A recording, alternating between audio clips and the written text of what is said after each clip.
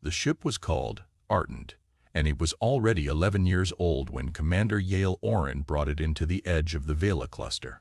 Not old by the standards of the journey. The journey had taken 23 years, but old by the standards of the engineering that had built it.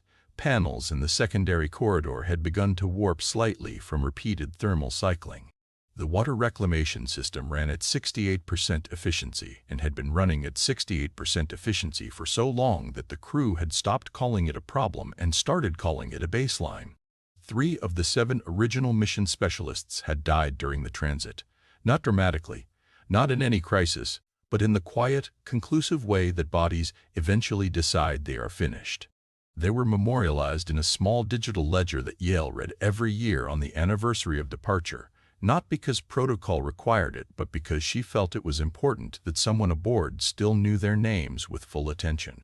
The Ardent was humanity's 4th deep-range probe ship and its first genuine interstellar colonization vessel. Though that word colonization had been quietly retired from official documentation about 6 years into the mission, when the political bodies that funded it had reshuffled and rebranded everything under the calmer language of Extended Presence Initiative. It didn't matter much at the edge of the Vela cluster. Out here, language from Earth arrived with a delay of decades, and the crew had long since stopped pretending that any instruction from home was going to arrive in time to be useful. There were 9 of them still alive. Yael commanded them not through rank alone, but through something more durable than rank, which was the simple fact that she had made consistently good decisions under consistently bad conditions for 23 years, and the crew had noticed. Her second, a geophysicist named Dort Mullen, was the kind of man who spoke infrequently and always with precision, which Yael valued more than she had ever told him. The others, engineers, a physician, 2 systems analysts, a xenobiologist named Priya Sesh, who had come aboard at 26 and was now 49, and had spent the entirety of her professional life preparing for a contact event that might never occur, carried out their functions with the particular psychological texture of people who have accepted that their situation is extraordinary and have decided, for the sake of sanity, to treat it as ordinary. The signal that changed everything was not dramatic when it arrived. It appeared on passive array as a structured electromagnetic emission at a frequency that did not correspond to any natural astrophysical process they had catalogued. Priya identified it within 4 hours of first detection. She walked into the command module, set her datapad on the table in front of Yael, and said, in a tone calibrated to convey information without triggering panic, that they were looking at a repeating encoded signal of artificial origin broadcasting from a source approximately 0.4 light-years ahead of their current position. Yael looked at the data for a long time without speaking. Then she asked whether it could be instrumental error. Priya said she had already run the verification suite 3 times. Yael nodded once and told her to keep running it and to keep it between the 2 of them until they had something more certain. The reason she said that was not because she wanted to suppress information, but because she understood the particular fragility of hope and did not want to break 9 people who had been holding themselves together for 23 years by introducing something they were not ready to confirm. By the following morning, they were ready to confirm it. The signal was a navigational beacon. Priya and one of the systems analysts, a quiet woman named Fedra, worked through the encoding structure across 18 hours and established that it was not a single signal, but a layered one. The outermost layer being a simple mathematical progression, the kind that any civilization capable of mathematics could recognize as intentional. Beneath that layer were embedded instructions, not in language, but in spatial diagrams, orbital mechanics, approach vectors. It was a beacon designed to be understood by anyone who had reached the level of technological development necessary to reach it. It was also, by the structure of its encoding, extremely old. Priya estimated, based on the signal degradation profile and the known decay rates of the transmission medium, that the beacon had been broadcasting continuously for somewhere between 40,000 and 80,000 years. No one slept much that night. Yael made the decision to follow the approach vector embedded in the signal. She did not make it lightly or quickly. She spent 6 hours reviewing it from every angle she could construct, asking Dort to play the role of dissent while she argued the case, because she had learned years ago that the best way to test a decision was to assign someone intelligent to attack it. Dort's objections were reasonable. They had no idea what they were approaching. They had no backup. They had no communication with Earth that could arrive in time to matter. And they were a crew of 9 aboard a vessel designed for extended presence, not first contact. Yale's answer was that they were already out here. They had already spent 23 years arriving, and turning away from the most significant discovery in human history, because they were uncertain was not a decision she was willing to make. Dort said he agreed, which was why he had allowed his objections to be somewhat weak. The approach took 9 days. On the 4th day, they made visual contact. What they found was not a planet, not a station, not anything that matched the functional vocabulary they had prepared for. It was a structure of such scale that it required recalibration of their imaging systems before they could render it coherently. A ring, but not simply a ring, a nested series of concentric rings oriented along 3 axes simultaneously, each ring a different diameter, collectively spanning a volume of space roughly equivalent to the orbital diameter of Mars around a small warm sun. The rings were not rotating in any consistent direction. They were rotating in ways that seemed geometrically contradictory, until Priya realized they were not rotating independently, but were moving in a coordinated pattern that had a period of roughly 900 hours, the full cycle of which they would not be able to observe without staying for 37 days. The structure was made of a material that absorbed electromagnetic radiation across most of the visible spectrum and reflected it in the far infrared, which gave it, on their imaging systems, the appearance of something simultaneously present and absent, like a drawing made with heat. Yale brought the Ardent to a halt at 200,000 kilometers and waited. They did not wait long. The response vessel arrived without any detectable propulsion signature, which meant either that it had been very close already or that it operated on principles their instruments were not equipped to observe. It was not large, roughly twice the length of the Ardent, and its design suggested nothing biological in its aesthetic sensibility. It was functional in the way that a mathematical proof is functional, every element present because it needed to be. Nothing present that did not serve a purpose they could eventually identify. It took a position 2,000 kilometers off their bow and held it precisely. For 11 hours, nothing happened.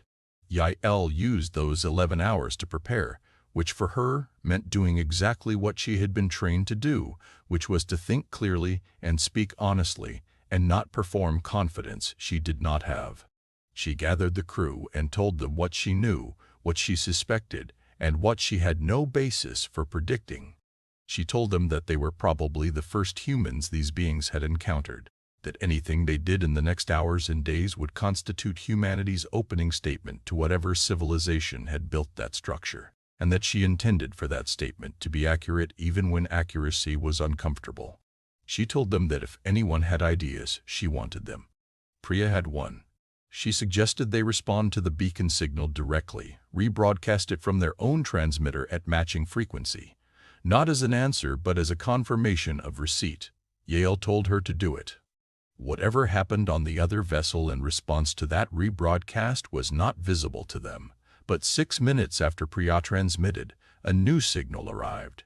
Not the beacon, not the mathematical progression, but something that read on their systems as a direct transmission, directed specifically at the Ardent. It took Priya and Fedra another 4 hours to determine that it was, in essence, a request for identification, not language. Something more fundamental than language. A structured inquiry about physical composition, energy requirements, and origin vector. A question asked in the grammar of physics rather than words. They answered it. Dort did most of the work because his background in geophysics had given him fluency in the kind of quantitative description the questions seemed to demand. He prepared a response that described the Ardent in terms of its material composition, its power source, its mass, and a stellar coordinate pointing back toward Sol. It was, he said to Yale when he handed it to her for review, the most honest thing he had ever written, because it contained no interpretation, no framing, no implicit argument, just what they were. The vessel across from them received the response and, after 40 minutes, moved, not away, closer. It took a position 1,200 meters from the Ardent's port hull and held there with the same absolute precision it had demonstrated before. And Yale felt something she had not felt since childhood, which was the specific fear that is not fear of harm, but fear of being seen, of being examined, of being found to be something other than what you hoped you were. Contact protocols established themselves over the following 6 days in a manner that felt, in retrospect, less like communication and more like calibration. The beings aboard the other vessel, they were called, in the crew's private terminology, the architects, not for any cultural reason but simply because the structure behind them seemed to demand a word that conveyed scale, were methodical in a way that carried no impatience. Each exchange was given time to complete before the next was initiated. Each response from the Ardent was received. And then there was a pause, and then a follow-up query arrived, progressively more specific. They were being mapped. Not their vessel. Them, the crew, their biology, their cognition, their origin, their age as a species. Priya handled most of these exchanges and described the process to Yal in the evenings as feeling like sitting for an exam prepared by someone who had already seen all possible answers and with checking which ones you arrived at. On the 7th day, a new type of transmission arrived. Priya sat with it for 14 hours before she came to Yale's quarters and said, carefully, that she believed it was a record, not communication. A record. The architects were transmitting what appeared to be documentation, structured information about other civilizations they had encountered, rendered in the same physics grammar they had established for the exchange, and the structure of it suggested that what they were sharing was categorical. A taxonomy, a ledger of species, indexed by some criteria that Priya could not yet fully interpret, but which seemed to correlate, in the cases she could partially decode, with something like developmental stage. Humanity's entry, when Priya found it. And it took her another 8 hours, and she sat very still for a long time before she came back to Yale, placed them at the 3rd level of a 7-level classification. Not the lowest. The 3rd. The architects had apparently been aware of humanity for some time. Not recently. The record's timestamp, rendered in their physics grammar, suggested awareness of humanity's existence for approximately 1,200 years. Awareness, not contact. They had known humanity was developing and had chosen, according to what Priya could interpret of the accompanying notation, not to initiate contact at earlier developmental stages. Yael asked what the notation said about why. Priya said the best translation she could construct was something close to unstable convergence pattern, contact deferred pending trajectory confirmation.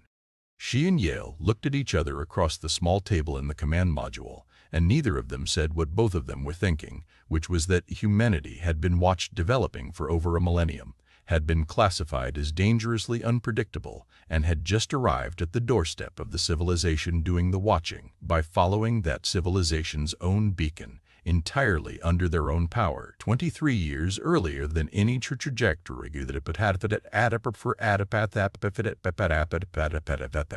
The architect's next transmission arrived 18 hours later, and it was different from everything that had come before it, in a way Priya struggled to articulate until she finally said that the previous transmissions had felt like questions, and this felt like a statement. The physics grammar of it was denser, more layered, and it took her and Fedra 3 full days to work through it. What emerged progressively as they decoded it was not a message about humanity's classification or developmental stage or origin.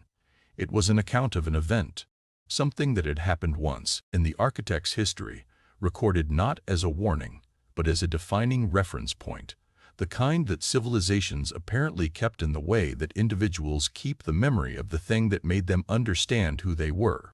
The event was contact with another species at roughly humanity's classification level, a species that had arrived before its predicted trajectory, that had made first contact not in response to an invitation but by following a navigational beacon, that had responded to classification and categorization with something the architect's physics grammar rendered in a way Priya translated, haltingly, as refusal of assigned position.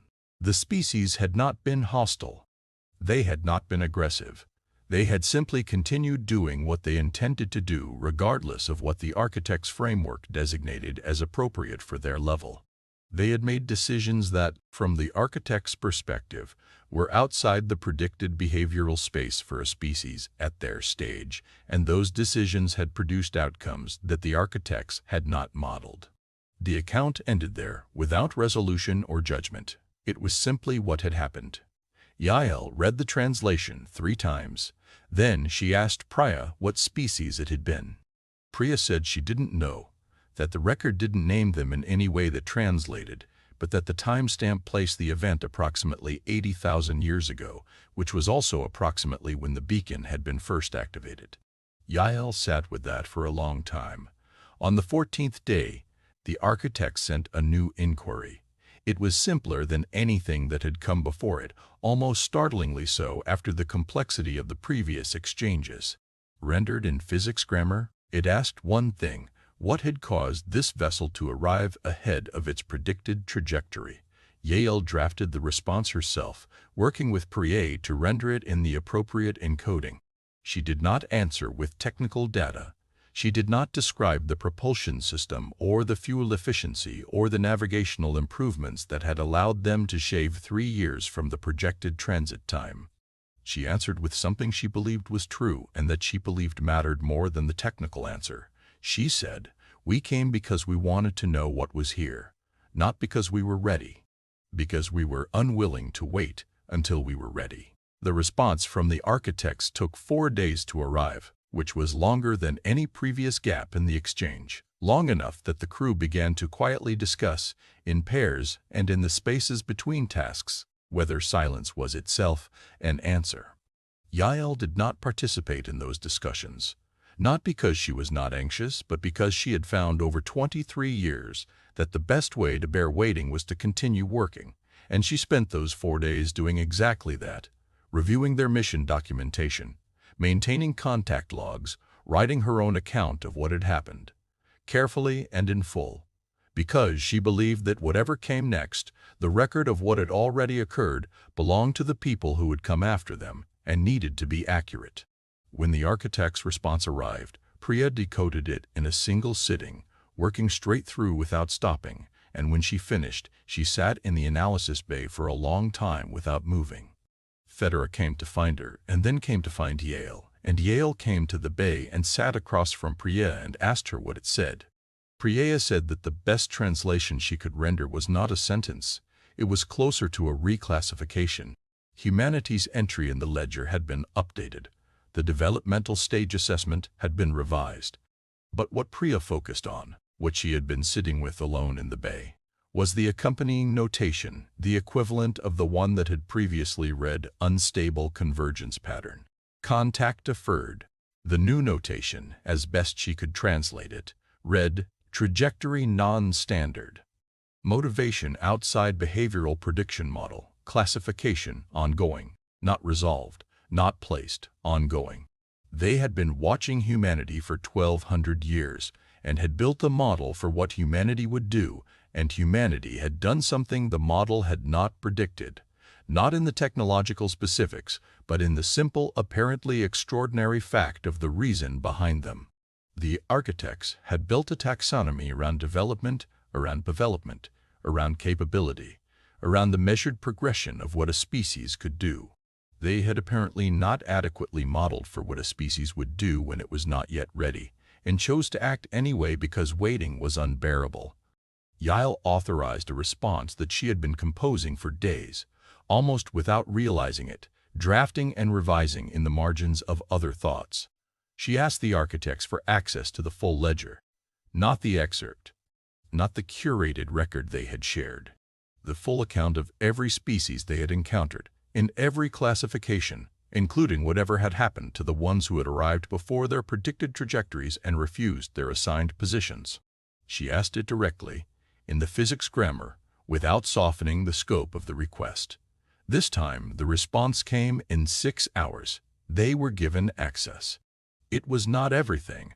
Priya said immediately that the structure suggested vast withheld sections, that what they had been given was comprehensive by the standards of any single encounter, but was clearly a selected share of something far larger. But it was enough. It was more than enough. It contained records of 41 species at humanity's classification level, or above, who had made contact with the architects over the 80,000 years since the beacons had been activated. Of those 41, 16 had arrived significantly before their predicted trajectories. Of those 16, the architect's notations for 11 included the phrase that Priya translated as some variant of trajectory stabilized, meaning they had arrived early, been classified, and had eventually settled into the position the architect's framework assigned them. Of the remaining 5, 3 had notations that translated to something like no further contact, and only 2 had notations that, across an entire day of Priya's careful work, she finally translated, with the caveat that she was not fully certain, as something she phrased to Yale as framework revised in response. They were not the first species to arrive before they were expected. They were not the first to ask for more than the architects had initially offered. But they were, if Priya's translation was correct, only the third species in 80,000 years for whom the architects had revised their framework in response to the encounter, rather than waiting for the species to conform to it. Yale did not celebrate this. Neither did anyone else aboard the Ardent. Dort said that he wasn't sure revision was unambiguously good, that a framework revised for you was still a framework, and that they should be careful about treating being noticed as the same thing as being understood. Yale agreed with him. She thought about the 2 previous framework revisions and wondered what those species were now, 80,000 years on, whether they were still inside the architect's ledger as ongoing classifications or whether they had moved into one of the untranslated sections. She sent one final message before they began the calculations for the next phase of the mission. It was brief, and it was not a request or a response to anything the architects had asked. It was simply a statement, rendered in the physics grammar as accurately as she could manage, and it said, "We will return, with more of us. We wanted you to know that this was not an ending." The Ardent held position for another 3 days while the architects processed that, or did whatever it was they did in the space where response should have been. Then the vessel that had kept station 1,200 meters off their porthole moved, not away, but parallel, took a new position alongside them at equal altitude and held there, and it was Fedra who noticed first and said quietly, from the back of the command module, that she thought it might be an escort. Not a barrier, an escort. Yal looked at the positioning data for a long time. Then she looked at Priya, who looked back at her without speaking, but with an expression that carried, underneath the exhaustion and the wonder and the long wait of 23 years, something Yale recognized because she had been carrying the same thing since the moment they detected the beacon. It was not a triumph. It was not a relief. It was the particular feeling of a door that has just opened onto a corridor with no visible end, and the understanding, simultaneous and irreversible, that you are going to walk through it anyway. The Ardent set course into the Vela cluster with a vessel it could not fully comprehend running alongside it at a distance of 1,200 meters, and behind them, 40,000 light-years away, a species that had not yet been told what had happened, was continuing to do what it had always done, which was build things and break things and argue about both, push forward into problems it did not fully understand, because the alternative was standing still, carry its dead and name them in ledgers and read those names with full attaint, 1/4, whether akit beril dat.